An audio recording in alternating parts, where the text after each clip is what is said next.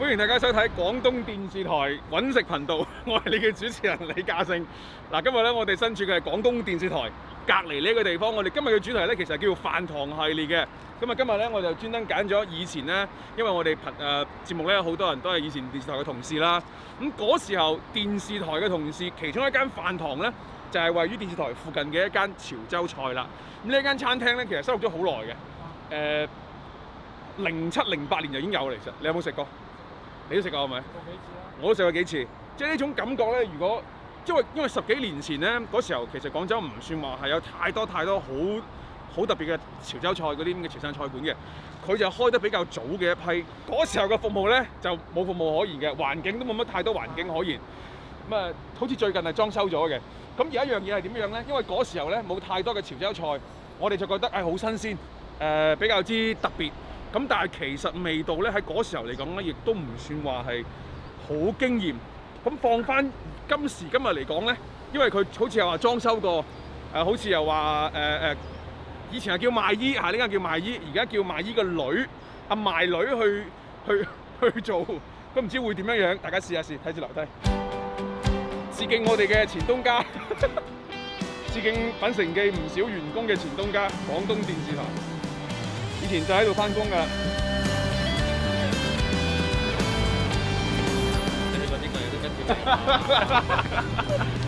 你咩？你抬㗎？你有冇抬㗎？唔係，我過嚟睇病嘅啫。過嚟睇病，係冇事。整手。冇事。OK， 快啲康復啊。OK。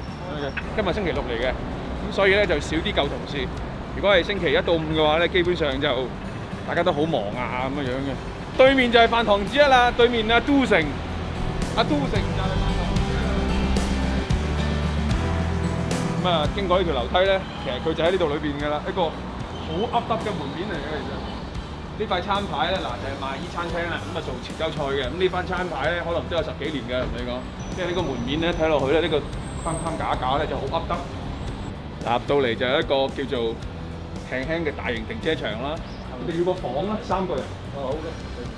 翻個馬出嚟。係啊，少人啲，再加上今日星期而家影緊係嘛 ？OK。係啊，我哋拍美食嘅啫，冇事嘅。裝修咗咯。今日應該冇好多人嘅啫。招牌嗰啲啦，其實你哋好似係都叫做最早嗰一批喺廣州出現嘅潮汕菜㗎咯。我第一代過嚟食嘅話咧，佢淨係喺嗰個區域嘅啫。咁啊，而家咧據聞應該係裝修緊第一二次嘅。大嘅比以前好啲啦。係啊，好多啦，好多啦。依家咁嘅環境就係咁㗎啦。咁啲餐廳嘅老闆咧都各自為自己嘅呢一個生意咧去好頭痕啦，係嘛？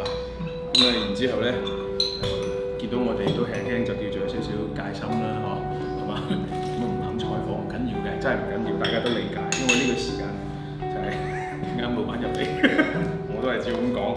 咁包括我哋一陣間可能咁樣係啲食家採訪、食客採訪，都可能未必做得太全，因為大家呢個時間要少啲講嘢，大家少啲要接觸，情況之下，哇嗱上菜好快，一炒已經冇味人。好快啊！佢哋10分鐘之內，好。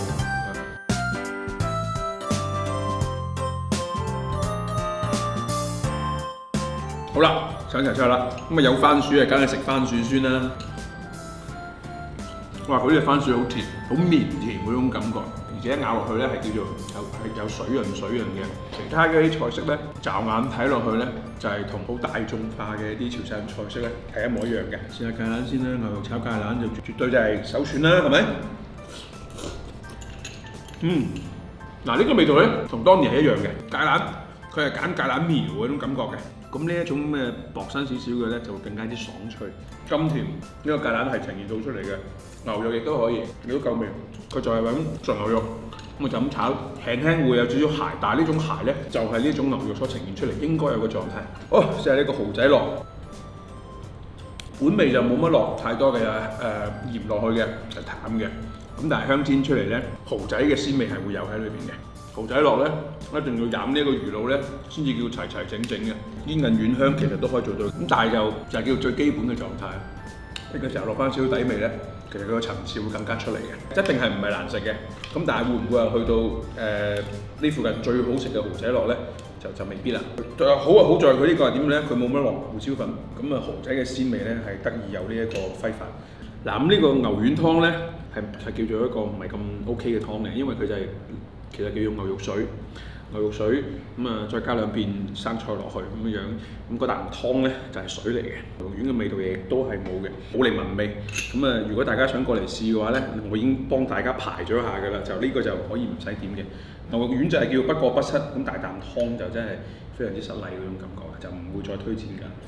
呢條魚唔平嘅，嗱以前咧好坦白。我哋過嚟食咧，我就係啱啱入電視台冇幾耐，即係喺電視台做嘢冇幾耐，咁啊人工咧就唔會話太多，所以咧呢條魚咧當時係冇食過嘅，因為啲魚講親都可能60-70蚊啊，咁啊貴啲㗎，咁我哋咪食啲20-30蚊嘅嘢咯，幾嫩嘅，幾香嘅，夠鹹身，幾好食，好送飯之餘咧，同埋好滋味嘅，一粒一粒肉你去食嘅話咧，都會有魚嘅鮮味，呢個叫做輕有啲驚喜啦，係嘛？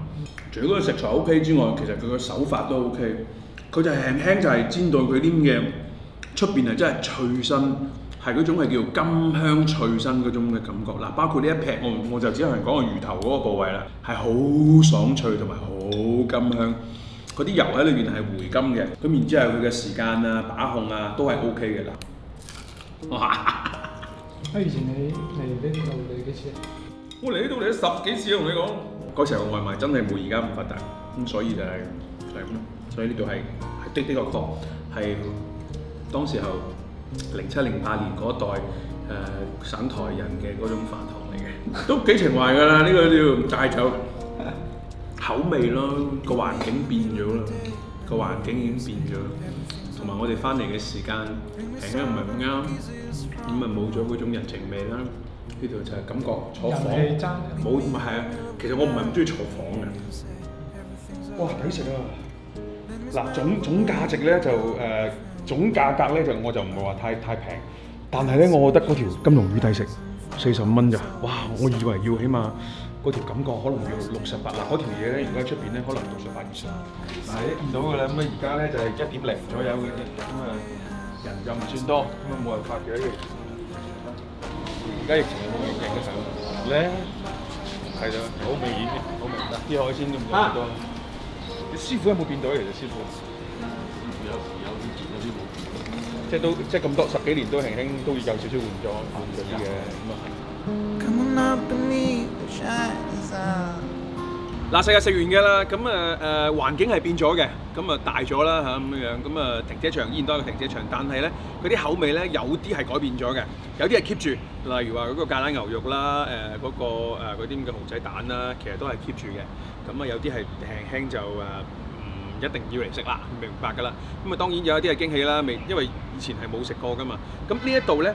其實真係講句實話係你話佢會唔會係成個廣州最好食嘅潮汕菜咧？咁一定係未必嘅。咁但係附近嘅電視台附近、小北街區附近嘅朋友咧，可以過嚟試一試大排檔風味嘅潮汕菜。除咗佢之外，應該唔多，輕輕可以過嚟試一試。咁對於我哋嚟講咧，其實更多嘅係一種情懷啦，因為畢竟就係電視台一路之隔就係咁上下。我諗喺你心目中亦都有屬於你哋唔同嘅情懷嘅餐廳。